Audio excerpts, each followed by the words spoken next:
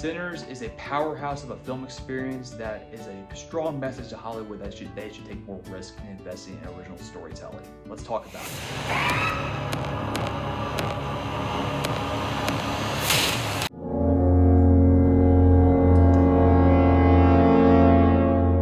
Hi, my name is Chandler and welcome to a new episode of the Cinema Corner. Today we'll be talking about Sinners, the latest film by director Ryan Coogler that is a original story that blends familiar elements about vampire lore mixed with the celebration of music that delivers a very powerful experience that taps into a primal force that resonates with anybody in the audience, that really delivers an engaging experience overall. And going right into the good in that case is that this is a textbook example of Hollywood needs to take more risks, that if you invest in original stories by talented directors, you can see great rewards. And this is what Hollywood needs to take a little more of a lead on, as opposed to solely relying on reboots, franchises, sequels, what have you. Especially if you take this kind of risk, you can really tap into something both in the audience that can be a transformative experience overall, which is what Ryan Coogler is known for. Going right into it, the storytelling aspect in this case. This is Ryan Coogler's a little bit personal film. As he said, it's about his uncle in the Mississippi Delta and trying to combine blues music and honor that culture and community overall, but also throw in some familiar elements of a period piece set also 1930s, and throw in some vampire lore in this case that blends all these elements together in a seamless fashion that shouldn't work, but yet feels right in an organic sort of way. Ryan Coogler is a strong storyteller that takes accessible sensibilities that welcome you into each story he's trying to tell, with engaging characters that you will care about and a world that's really just, you're going to go somewhere new every time you go into one of his movies, that really elevates the themes that he's going to touch on in this case. Now for this, the film blends both like vampire horror, musicals, crime drama, you name it. All these elements and ingredients that feel like they shouldn't work in one kind of hopeful mix, but yet also just deliver a engaging experience overall, that you are just along for an engaging ride. This film overall is a celebration of music, cultures, and history, all blended together in a very organic and character base that makes sense of the story. The story overall also utilizes the themes, elements of tension and a slow burn very well, because the first act is basically setting up the world and introducing new characters and getting you to care about them, and then slowly introduces the vampires element. That's the central conflict. So when you're getting into this overall, you're not bored at all. It's very mesmerizing to see how Coogler really just brings you into the 1930s in the Mississippi Delta region, to where you're just stepping right into a time you never really experienced before. And it's really cool to see these communities and lifestyles and basically the way of life like shown on the big screen. But then when you throw in the supernatural side of it, it just feels organic. Like this thing feels lived in, and also adds the supernatural elements very well. And when the vampires show up, it honors all the vampire lore you come to know expect very well that we've seen in previous iterations, where it just feels organic, but also energized with a new twist as you see this spin-on by Coogler brings to the table. In addition, there is the allegory and racial subtext that's baked into the story overall, but Coogler is, as you say, a talented storyteller. He knows how to integrate these big themes and subtext in an organic fashion that feels both consistent with the characters and the world he's created overall. Now, the main element we gotta celebrate here is the celebration of music, particularly the blues and the soul that it really captures when you experience it overall. Well, somebody take me in your arms. But it also can. The music also combines the bluegrass, and also Irish folk in a very seamless way that really just taps into a primal urge and force that we all feel when we listen to music that resonates with us. As Coogler put it himself, music is one of the most accessible art forms of all types, that when you hear some kind of your favorite song or favorite music, you can't help but have a emotional response to it, whether you be dancing along to it and singing along in that case, or you take away something that really imparts some kind of wisdom or value and soul searching, some kind of thing that really just speaks to you. It's hard to put into words in that case. It's more of a like a feeling that you have where you just take it in, it resonates, and also like taps into something in you where you can feel all sorts of emotions all at once.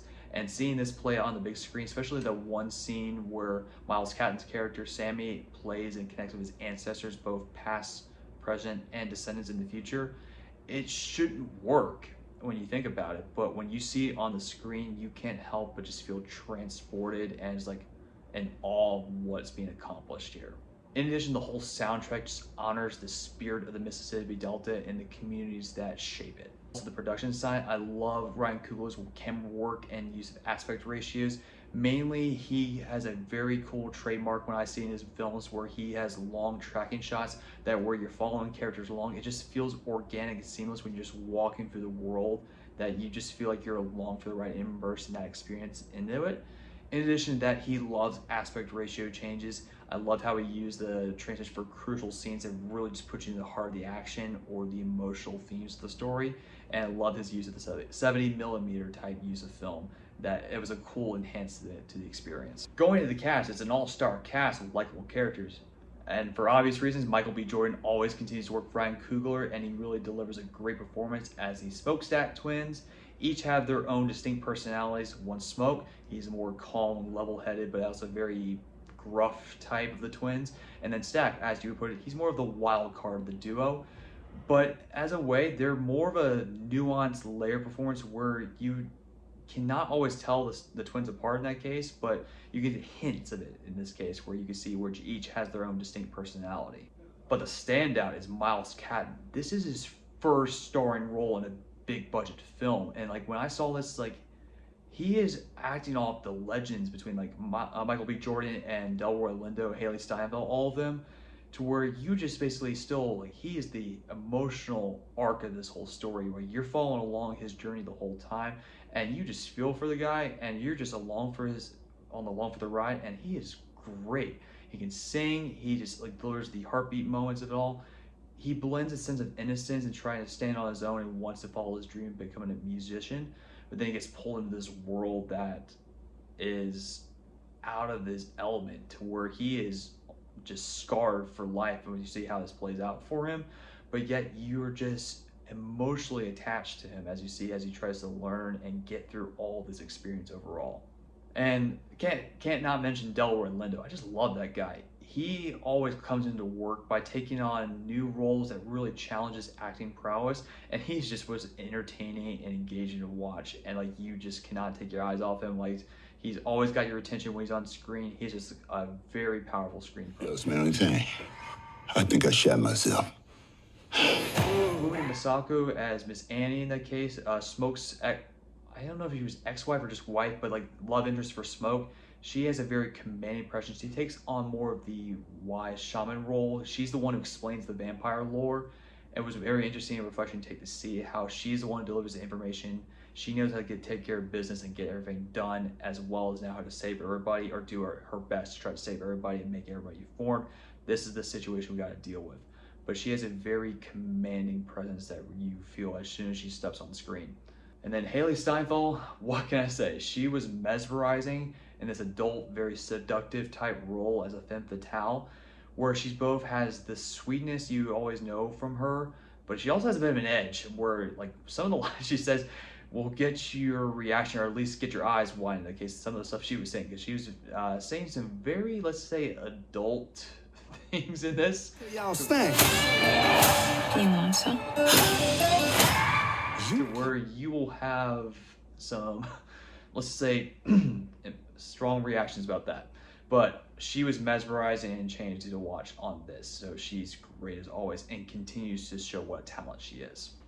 And also as the main vampire, Jack O'Connell as Remick is his name. He is an Irish vampire born from the Celtic era or the Irish folk. He's very old is what I was told by the behind the scenes stuff in this case. But he's very both cartoonish in a very straightforward villain type way, not necessarily cartoonish, but he's a straight up villain where you can see why he is the antagonist.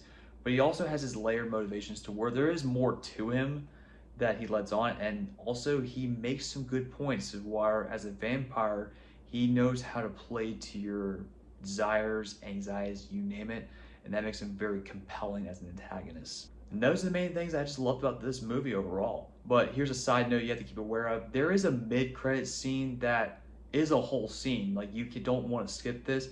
It's a very emotional resolution type scene to where you got to see this play out to the end. It's already on streaming right now, so it will be just quick to fast forward to, but as soon as you sit with it, because it also incorporates a very legendary blues singer Buddy Guy into this, that was very powerful and potent to see it play out on the big screen, and Ryan Coogler really shows love for the blues music in that scene. Also, with that being said, all the love this project is, I had a few minor nitpicks into it, so let's get into this.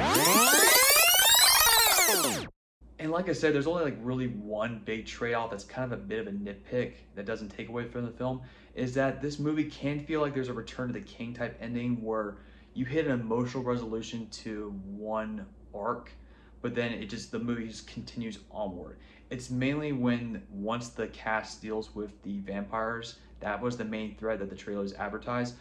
The movie still keeps going for one additional action sequence that is very cool to watch, but it can feel like you're tacked onto it. That kind of takes away from the emotional resolution once you deal with the vampires. But needless to say, it was more of a nitpick, and I did not complain one bit. It actually has a very thematic purpose to it, but it can feel like that in this case where it feels tacked onto it, especially as the first time watching it. But overall, it doesn't take away from the film. In the end, this is a must-watch and a powerful message to send to Hollywood that we need more original content in this case. It's a 9.5 out of 10 for me, and it's definitely worth watching in any format. If you can check this out in theaters, definitely go see it in theaters. Otherwise, please watch it on stream. It is a really great transformative experience to check out. That's it for me, and thank you again for tuning into the Cinema Corner. Hope to see you next time.